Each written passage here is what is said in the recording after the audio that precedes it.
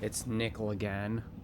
I'm here because I want to tell you about how Cartoon Network has been consistently better at Nickelodeon schedules for the past, dozen years. Yeah, 2011 is when Nick really started to go downhill in ratings, and then the next year, especially in quality. So let me just give you some of these shows and, look at their air dates. I've showed a bunch of these in, one of my previous videos. You got, a bunch that re-aired in 2004 due to a certain rerun. Okay, there's Rugrats. You notice how long they've aired. They usually go for about a decade, half a decade, a full decade, maybe a bit longer than that. Sometimes it's 3 to 4 years. Sometimes they appear for a little fun marathon. Scroll down a little bit more. A Splat logo on there for Space Cases on a bunch of game shows. Yeah, they're commonly 3 years or 3 to 5 years. Sometimes they're a decade. Okay, of course we got them in there.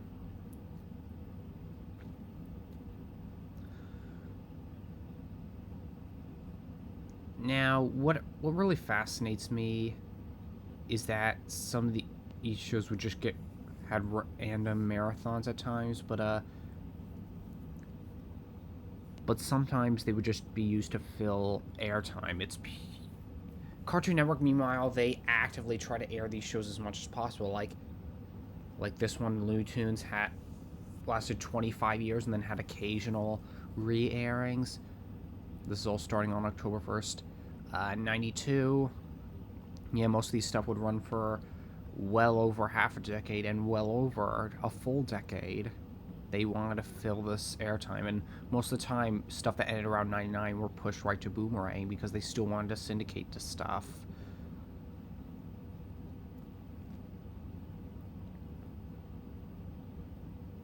There's Popeye.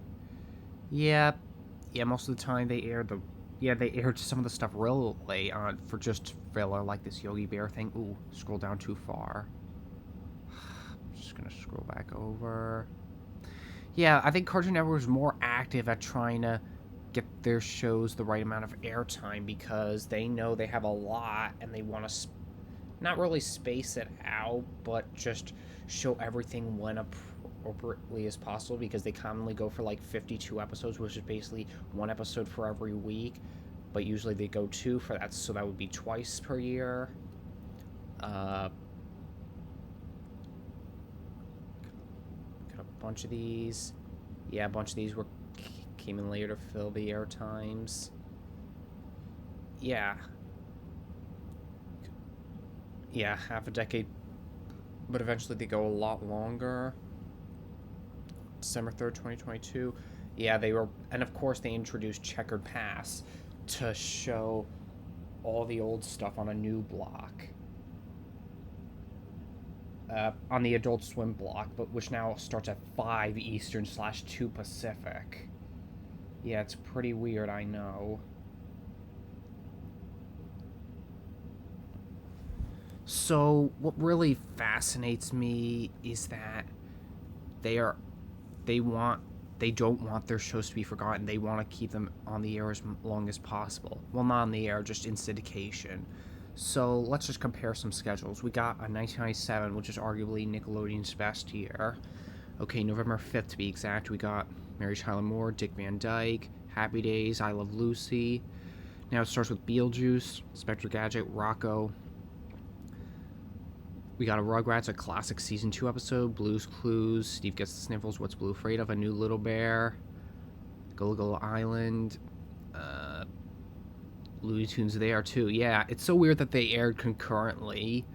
I think they had a full decade syndication package with Looney Tunes, and it really was paying well for them. We got 2 Tiny Toons as well. Are You Afraid of Dark? Rocko's Modern Life, the wedding episode, Doug, Rugrats, and A New Hey Arnold. Although this is clearly season 1, when season 2 was in fact supposed to be premiering.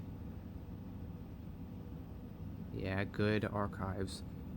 Cartoon Network, meanwhile, we don't have too much information back then since people weren't watching as consistently. Let's see if I can get the next date.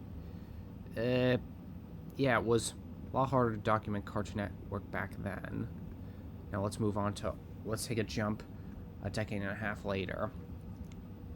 We got All Grown Up, Mighty B's last airing, couple Fairly Odd Parents. We got 4 SpongeBob's, Marvin and Victorious. And it's a huge Fairly Odd Parents marathon with all these TV movies as well as that second Christmas special, and they re-aired the third for Nick at Night as well. Yeah, they were really relying on marathons for Sundays and Saturdays, but more Sundays because they just really wanted to fill airtime since not a lot of people were watching TV those days. Looney Tunes, meanwhile, we got much more variation. Cartoon Network, sorry. Looney Tunes Show, Ninjago, Beyblade, Ben 10, Star Wars Clone Wars, Johnny Test, Scooby-Doo Camp Scare, Amazing World Gumball, Annoying Orange, regular show. We got an image for Wrap It Up here. Adventure Time, Ice Age, Bluetooth Show. Yeah, I think they really love doing the episodes as 11 minutes because it's easy to fill stuff if things go short or too long. They really are consistent with having the 11-minute episodes rather than just segments is a really clever strategy. They commonly do that with SpongeBob for Nickelodeon, but here they feel it's a lot more practical. Now let's move on to 2015. We got Tough Puppy, Fairly Odd Parents, Dino Charge for Power Rangers. So much SpongeBob is coming our way. Teenage Mutant Ninja Turtles, Nicky, Ricky, Dicky, and Dawn, Splitting Ab and Henry Danger. Yeah, they had to repeat those premieres for that and Thundermans as well. Penny, more SpongeBob, and it's lesser airtime. Yes, here it's for Cartoon Network. It's starting at 6 again. They really love the 6 a.m. time slot at that point. So we have Sonic Boom, Pokemon. Yeah, I know that Cartoon Network is consistently viewed as a largely male demographic because it has a lot of action shows, a lot of loudness, a lot of chaos, all that violence and slapstick. We got Gumball, Teen Titans Go, Clarence, Steven Universe. Okay, they're like hours of each, but they're still able to space them out since they're 11-minute segments rather than 22. More Teen Titans Go, more Clarence, Gumball. They're able to rotate them out. It's still working well. So they are getting the upper hand here. Now let's get to a very interesting one, all the way down to 2021, where Nickelodeon starts to make a bit of a comeback here. Okay, SpongeBob is now playing on Nick at Night. Technically it has for many years past. It has a weird, shows the Unfiltered Substitute. Another Power Ranger show. We got Rio, SpongeBob Marathon, which lasts 4 hours, so that's not so bad. Hour of Loud House, Hour of Casa Grandes. Now we got an iCarly Marathon to plug the reboot for 2.5 hours. I meant 5 half hours. Yeah, most viewed episode of the whole show. And then with Side Hustle, and then they actually re-aired the Rugrats movie to plug that reboot as well. So that really is awesome. And we get Nick at Night. Yeah, they were relying on Friends all this time. And Young Sheldon. So that really is... They really just had to fulfill any syndication package necessary. Now let's move on to Cartoon Network's schedule on this day. Yeah, pretty much Cartoon Network's Adult Swim block is more gradually shifting into adult territory. We got sometimes it has a more adult Cartoon Network show, and then it moves into King of the Hill, and then later Family Guy, although it's not airing anymore. Incidentally, that's listed right here. So anyway, we got Bakugan, but here it's just a whole marathon at Craig of the Creek. I need to check what was on the previous day. has like, oh, Tim and Eric. Oh yeah, they had the weirdest slots for Adult Swim. Oh yeah, Bob's Burgers was there. Shivering Truth. Okay, more Teen Titans Go marathons. Yeah, and Gumball as well. Now, much later, they were relying on these weird marathons. It showed that they were really trying. Now they were trying to milk. But I'm going to be honest. Cartoon Network schedules have been consistently better in the past 12 years than Nickelodeon, not only because of variety, because they really want to show that they care about these franchises, as they want to air them whenever there was good publicity. Yeah, we got Billy Mandy. So many of these lasted until the 2020s, so that really is awesome. The original Teen Titans. So, wait, let me just check what Kids Next Door was. That's honestly my favorite. Last regular airing 2014, but it has had occasional re-airing since up until last year. The older Teenage Mutant Ninja Turtles. So yeah, they're consistently trying to find good times to air the new stuff, unless of course their syndication rights have expired, or that it's just not doing well even in reruns. I know there was also a sister channel called the WB where these shows had more time, but that arguably had a lesser fate than Nicktoons Network did, because Nicktoons Network had more attraction, had more vibrance, but Boomerang was even better than that because it had the oldies and then gradually got into the newies, though it was still on a weird automation. Oh, Sunday Pants. Ooh.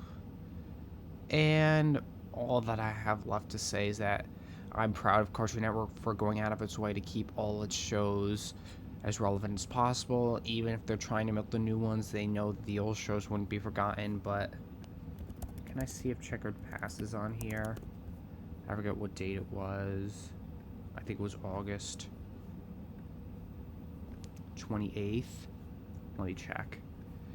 Yeah, there's this very weird thing.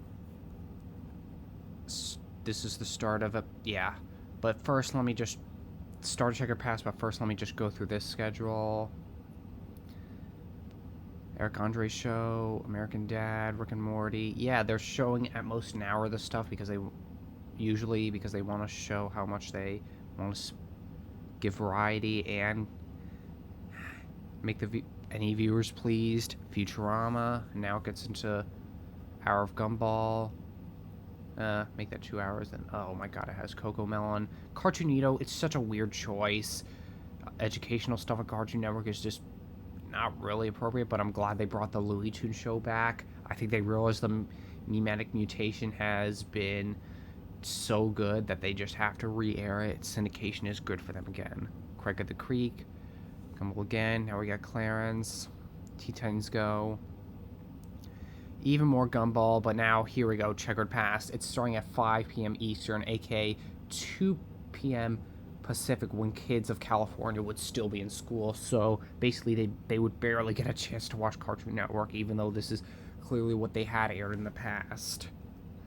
We got Dexter's Lab, Ed and Eddie, Grim Adventures of Billy and Mandy, Courage the Cowardly Dog. Now, this isn't the worst decision because trying to make it to the people who had watched these shows when they originally aired. So if you were like 10 in 1998, you'd be 35 or 36, turning on 36 right now. So you'd be turning back in and you're like, hey, they still care about the shows that I used to love. So that's really amazing to them. But I would prefer them to start at like 7 o'clock because then it would be more appropriate of timing. Although I still appreciate the gradual shift in tone from like kids to adults on the show. Like, you have something as juvenile as Gumball, but then it moves over to a little bit older kids like Dexter and Ed and Eddie. Then gets darker with Adventures of Bill and Mandy. Then Courage the Cowardly Dog. Now we get to King of the Hill. And yeah, so I kind of do like what they're... That's another plus to them. They care about their demographics. They want to ease into them. They know exactly the times that they would be watching, so they're trying to make a gradual shift. I mean, That explains why regular show was aired directly before Adult Swim all those times, and it got the perfect viewership and then some. Again, thanks for watching this. If you guys have any other feedback on like these networks, let me know.